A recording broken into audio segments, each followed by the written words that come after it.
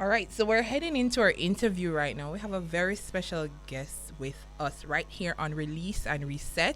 Her name is Kamilah Brown. She's 20 years old and she's from Montego Bay. Big up yourself, Montego Bay. Ropes, ropes. She's a first year social work student at the University of the West Indies.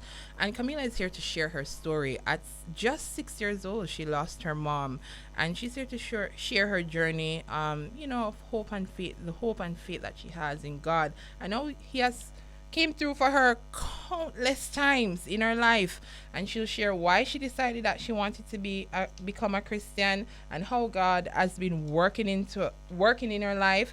And also she's going to talk to us about loneliness, because I know it cannot be easy losing your mom at 6. We all need our mommy, so Kamilah is here to speak with us. Good morning, Kamilah. Good morning. How are you? I'm tired. Girl, all of us, girl. But I'm happy to have you here on Release and Reset. Thank you for making the time, because I understand what it's like. I'm going to school right now. No, we have been focusing on the topic loneliness, and we want, from your perspective, before we even get into your story, what does loneliness look like for you? Have you ever felt lonely? I've been feeling lonely, Yeah. Yeah, it's so odd how you can be surrounded by people every day and you just feel empty, you know? That, like, say, nobody's there at all. Right, right. But I know that there is a difference with being alone and lonely, Yes. Because as I said, you're in a crowd and you feel like you're just the only one there. Wow, wow. Yeah. Why you think we feel that way sometimes? I think it's a deeper yearning for something. I think sometimes we don't know how to explain it, and we don't think people will understand. Right. And so we just internalize it, and then we don't even realize that we are the one that is pulling away from persons, and that is why we're feeling lonely as well. So, but we're gonna get through it. We always get through, situations like that. Now, at the age of 6, you lost your mom. You're 20 now, so even though she don't look 20 any at all, Bridge Nation, not even a little bit, right? But she says she's 20, so I'll work with that number. All right, talk to us about that journey growing up without your mom, and even at this, because a 20-year-old, I can just imagine from 13 to around 16. That's the time when everything is changing as a young woman. So speak to us about that. Okay. So I remember the day my mother died. Early morning, heard my aunts crying and stuff. And so I went in the room because I picked up that something just wasn't right. At 6 years old. At 6 years old. So I realized that she was dead, I went and wake up my sister and told her, and we gathered in the room. Now, a song that came to me, because my mother was a singer, Okay. A song that came to me was, God will take care of One you. of my favorite songs. Yeah, so at that moment, while everybody else was crying, that was the song that was I was singing, Oh. My father wasn't crying. My grandma told him to, to hold on and be strong. And to be honest, my mother knew she was going to die. Okay, she was ill. Yeah, she was ill. She had cancer. Wow. She knew she was going to die, and she prepared us for it. She said, if it's God's will, it's God's will. And it made us a bit more content with her dying. And she even died with a smile on her face. Wow. So I said, all right then, since she knew and she, prepared us a bit for it, we said, all right, if God is going to take her, He must have a plan for the rest of us. That's right. So growing up primary school, it was a bit, I don't know, I don't think it affected me that much in primary school. Right. My father has been my right hand. That's my best friend. Big up, daddy. Yeah, all the time. My father has been my right hand. That man treat me like him son, Oh, so Lord. my father has been mother and father. Yes. You know, so I don't think I've really missed that motherly love, like, Because you he feel has, like you have gotten that from yeah. him. However, in high school now, I felt as if it was some things he just couldn't understand, you know. As a man, the my father, sometimes I tell my daddy say I love him, and him say okay. And I'm like, Daddy, we need to work on this. You understand? Yes. I can't be telling you that I love you and you're just saying okay. Yes, you know, men. Right. Oh Lord. You know. So what was that? So because even though you're saying that, you know what, you don't feel like you missed out much because your father was showing you love, but you just said something that you feel like you're one of your father's son. Yeah. You understand? So you feel like you any point you felt lonely in the sense that you didn't get to be that girly girl with your mommy, you know, that opportunity for your mom to share certain things as a woman to her daughter, as a mommy to her daughter. You know, I wouldn't say I don't think so, you know, because my sister, I have an older sister. You have an older sister, yeah. okay. So yeah. she has been my mother, you know.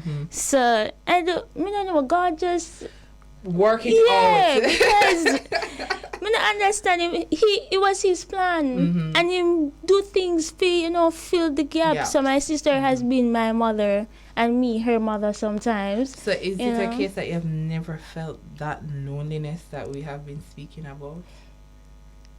No, there are times that I miss her. Yes. Oh, so there's a difference. Her, yes. So there'll be times where you'll be like, you wish you had her here. Yeah. You miss her because you remember her. Yes. Even though you were just 6 years old, it really did. She left a solid, yes, impression on you. So you missed her, but that loneliness that sometimes affects persons have not affected you in that way because you feel as though God really has have provided persons in your life. Yes.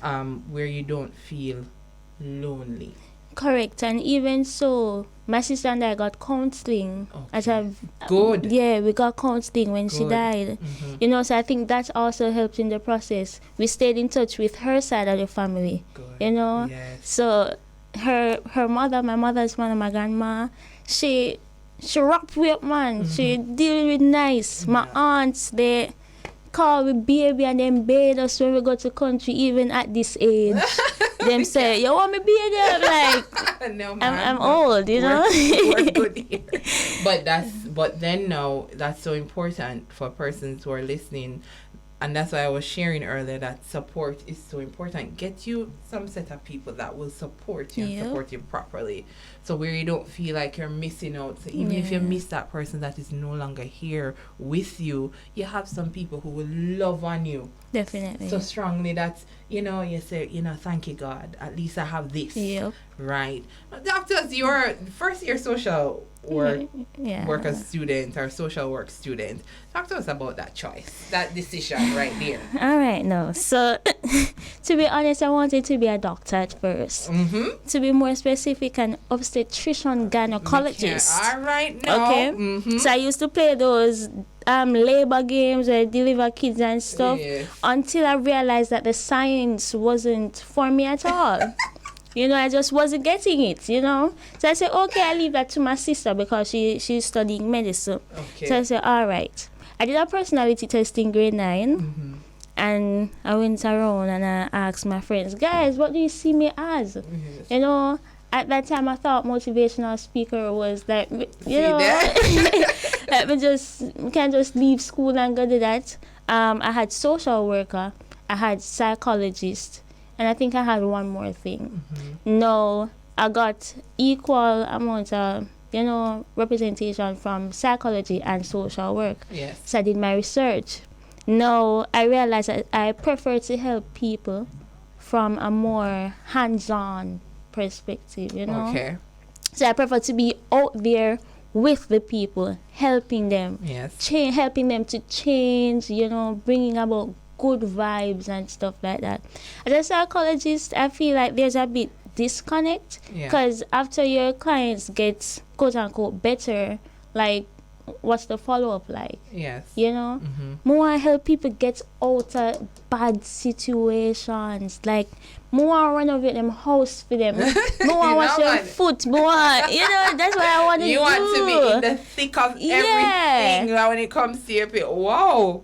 That's what I want to do. I've ever heard that. It's my passion, man. Wow. So it's definitely a passion of yours when it comes to really helping people get through whatever it is, hard times, addiction. There's so many things that persons go through that I think sometimes if they had somebody to follow through with them, can't be consistent with each journey. I had that support. Yes, I had it, and it feels good to have that support. I'm happy to hear that there's somebody that cares. But I wanted to know, we not get paid much. Okay.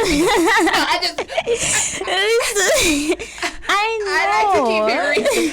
I'm keeping it real with your sweetheart. And that's why you don't only have one plan, Yes. So social work isn't the only thing that I'm gonna do. Okay. I'm gonna start some businesses. I'm gonna do the motivational speaking on the side. I'm gonna do my thing. Rich Nation Kamilah have it all sorted out. Listen to me. Absolutely loving this conversation. If you're just joining us here on the Bridge 99 FM, we are it's Release and Reset, and we have our guest Kamilah with us. Just 20 years old. So if you're watching us on the live stream, she's just 20, right? And she's a first-year student at the University of the West Indies. She's studying social work, and she has been sharing her story about losing her mom very young, at a young age, 6 years old, but talking about how the support that she has had from her from her father and her grandparents and her sister and just her family overall, and how she realized how God has been working through her life. Even though she has lost such an important figure in her life, he fills the gap. Basically, God filled the gap. Now, talk to us about being a university student, because I know you're a Christian, right? You're a Christian. You first year at UWI. I know the stories. I've heard the stories. I've been there. I've seen it with my own two eyes. Walking that Christian journey at such a young age and saying to yourself, you know what, I'm gonna serve God no matter what.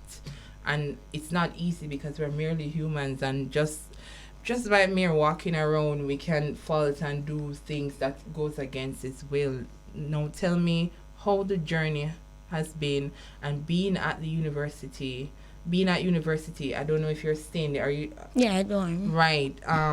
What is that like, and what have been some of the challenges, if you're willing to be really honest about it? No problem. What has been some of the challenges as a Christian young girl at the university, your first year? What's something that hit you, like when reality hit you? What's something that hit you first? You're like, Lord, I don't know if I'm going to survive this. I don't know how this is going to work out for me. Talk to us about that. It's truly being an adult, living on dorm. I jumped out from my father's home. He was preparing breakfast for me. He was helping me to wash my clothes and stuff like that. Now I have to wake up, cook breakfast. I have to wash my own clothes. I have to manage my time. I have to budget, It's a lot, okay? Us older adults are still trying to figure out the budgeting too, but go ahead. Trust me, like the first week of school, even the first day, I got sick. And like sick. And I was like, Daddy, I don't want to do this. It's the first day, and usually you're there for me. You can't drive, come from Mobay, wrap me up, man. But it has been a journey, Yeah. So far, I'm enjoying it. Nice. I wouldn't prefer it any other way. Nice. I go to a few parties. I want to see what it is like. Okay. Listen to me. I'm a Christian, yes, and I don't think God is going to force us to stay in a box, right? Nope. He won't. We're humans. We want to explore. I don't go to parties to drink or to smoke. I just want to see what the vibe's like. And now there is somebody who's very honest. I do like my 1 and 2 dancehall and stuff, and it's not the bad dancehall, And it's really a vibe. I don't go there to do anything bad, so I don't feel guilty when I am going or made the decision to go. Yeah, I still have my relationship with God, you know, and that's why we have to watch people. That's very important. Yeah. That's very important. We watch people and have release and reset, because I'd be very concerned about what is, what persons are going to think and be like, Jody. Because the first reaction was like, gospel music. Yes, we're going to take a quick break. The first reaction was like, Jody, and you playing gospel music? I'm saying, yeah, I love gospel music. But we'll have to take a quick break. We'll be right back, and we're going to continue the discussion. Welcome back to Release and Reset here with your girl Queen Jojo. I have a guest with me, Bridge Nation Kamilah. And Kamilah has been sharing her story. Very excited. Not little girl, young woman, excuse me. Young woman sharing her story and her perspective on loneliness and even her going to university right now, curiosity. And she's being very honest as a Christian girl. She's going to these parties just to see what's up, what the vibe is like. But what has the vibe been like? Do you feel like, have you been anywhere where like, you know what, God, you're definitely right, it's really you I should stick with, anything like that? Yes.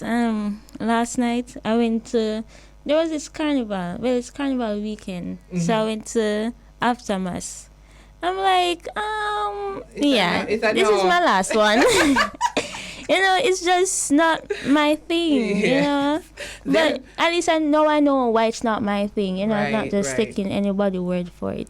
But what I will say to you, though, based on my journey, I got baptized when I was about 21. I don't know if that was wise, but I did get baptized when I was 21. But I will tell you that if there are certain places you don't have to be, don't be there.